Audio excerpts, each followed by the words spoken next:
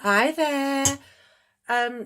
So it's Friday. I've been blooming all sorts of colours today, and I'm about to do the last colour that I need, which is emerald green. Now, oh, I've got it on the side already.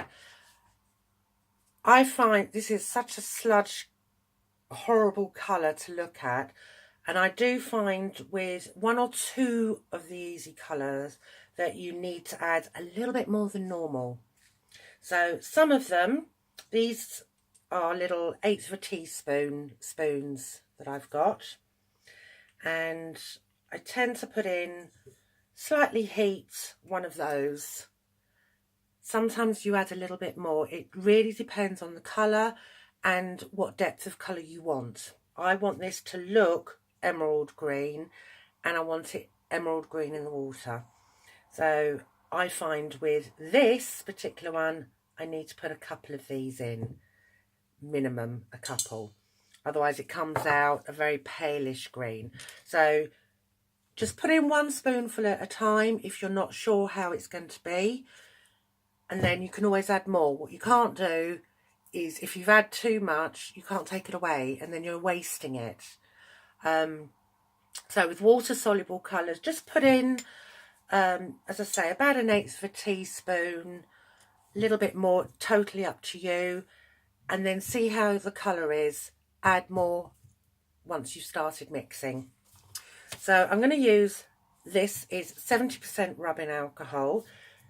This technique somebody showed me the other day, and it totally makes sense.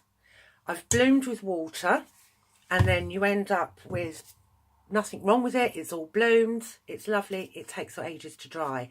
70% rubbing alcohol means 30% of this is water. So that's what's needed to activate your colour. But the 70% of that is rubbing alcohol, so it's not going to do anything. It'll keep it nice and dry. You don't want to add too much water because you don't want it to take forever to dry. Now, I've done a video already on other ways of blooming. This is purely just using dry, water soluble and 70% rubbing alcohol. Okay, so all I've got in here is bicarb and the colour that I've just added. So I'm rubbing it in. There's only a little bit of, it's quite hot here tonight. I've not even had the heating on, but as you can see, I've got no colour because I've not added any water yet. So you've got your 70%, and I'll just do a couple of spritz, and can you see it's activating the colour? Now I want this to be a nice green to look at, so I might end up adding more colour. I don't know, but you're going to give it a good mix first. And what you want to do is just rub it in between your hands so that you're blending that little bit of 30%. Don't forget, everything I've sprayed in here, which is only about 4 spritz of rubbing alcohol, only 30% of that is water. So there's really hardly any water in here. So you need to really give it a good willy to make sure it starts activating your colour. Now, as we're doing it, you can see little white spots, and that's just the bicarb where we haven't mixed it all in properly. So you just do this, and do it by hand rather than the food processor, or the food mixer, whatever you call it, because all that's going to do is stir. That's not going to break down your little white lumps. You see there, the white lump of bicarb. So do it by hand. It really doesn't take long.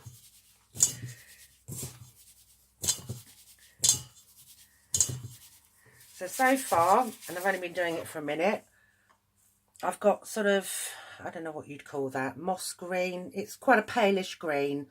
I want it to be emerald green to look at. So I'm going to try spritzing a little bit more water, rubbing alcohol, sorry. And you can see it's brought out more colour because we're not doing this with pure water. You can do it with pure water, just be prepared that it takes longer to dry.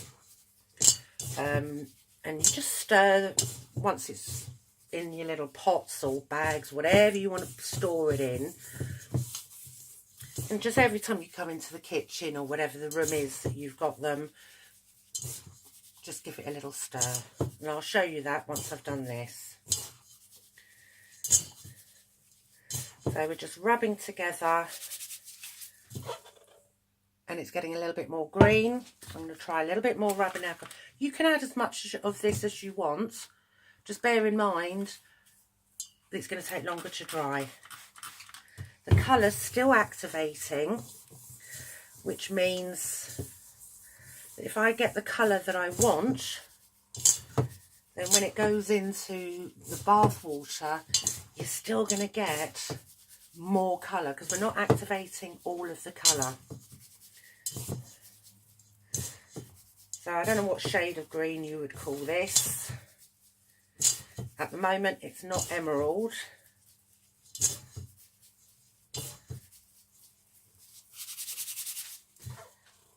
But we're getting there.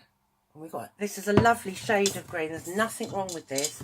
I just want it emerald green to look at, and that's just my personal choice. I'm going to add a little bit more.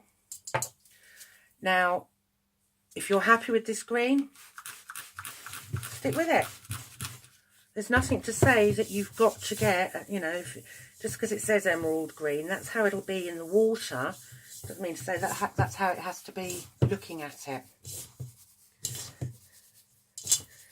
So I've just added some more of the water-soluble colour and a little bit more rubbing alcohol. And what, 30 seconds worth of mixing. And I don't know if that's coming up, but that is now emerald green. So I'm going to mix that a little bit more because I can see one or two little white spots. And what you want to make sure is just thrown all over myself on the floor.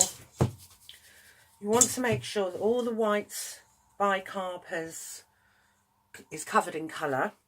And also, if you just do that with your finger, if you can see a bit of a streak of colour, that means that it just needs a bit more mixing. You haven't fully mixed it. Okay, so just do this until you can't see any more little white specks of bicarb. There's no streaking when you just press it down.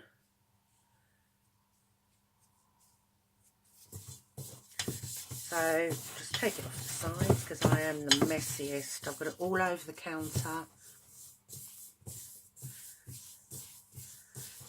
Okay, so just mix it until you're happy with it.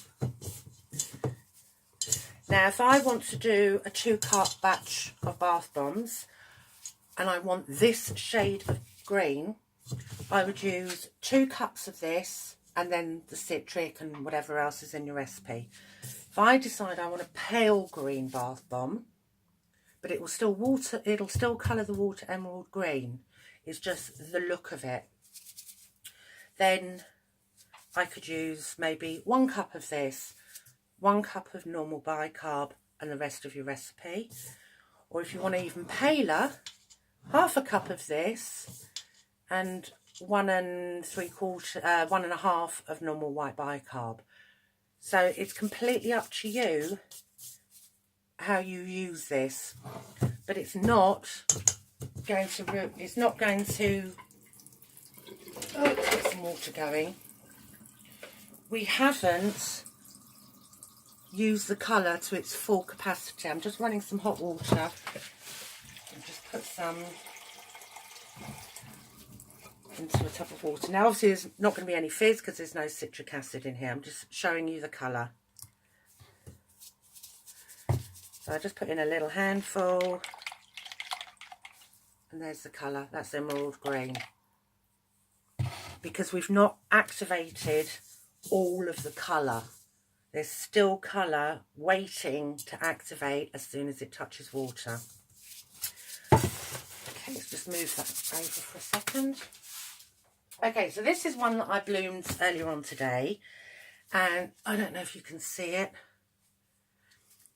Sort of here, it's going sort of slightly whitish. It's got a lighter colour to it. Grab a spoon. Now if I mix this, probably red is not the best to show you. But underneath, I did this one with water, not rubbing alcohol. So this one's going to take, at least a day to dry. But as you stir it, you see at the bottom, look, I've just chucked it all over the side. Well, there's something wrong with me. As you stir it around, you'll see that the top becomes like a lighter shade. And when you dig underneath to stir it around, the bottom will be darker. And that is when it's telling you it's still not dry. So keep mixing it until the point where you stir it and there is no darker colour underneath. Then you know that it's dry.